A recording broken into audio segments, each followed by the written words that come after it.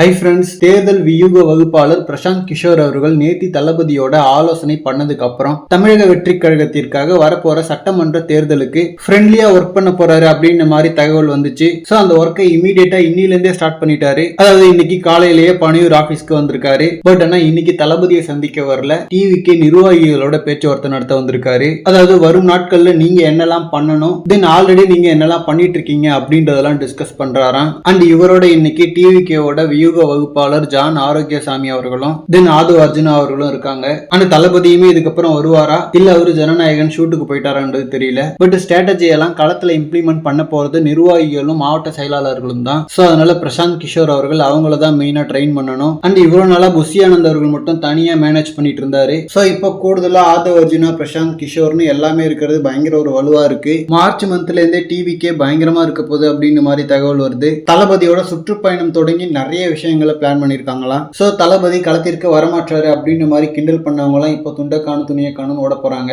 போக்கிரியில இருக்கிற தளபதியோட டைலாக் மாதிரி எப்ப வந்தன்றது முக்கியம் இல்ல, புல்லட் எப்படி இறங்குது அப்படின்றதான் முக்கியன்ற மாதிரி தளபதி வேற லெவல் சம்பவம் பண்ண போறாரு. வெற்றி தோல்வி பத்தி எல்லாம் கவலைப்படாம ஃபுல் எஃபோர்ட்டை தளபதி போட போறாரு அப்படின்னு மாதிரி தெரியுது. அண்ட் இறங்கி வேலை செய்யும் போது கண்டிப்பா அதுக்கான ஊதியம் கிடைக்கும். ஓகே ஃப்ரெண்ட்ஸ், இந்த மாதிரி தளபதி பார்த்தீங்கன்னா ஹாட்டான அப்டேட்ஸ்க்கு நம்ம விஜய் ஃபோர்ட் சேனலை சப்ஸ்கிரைப் பண்ணுங்க. தேங்க்யூ.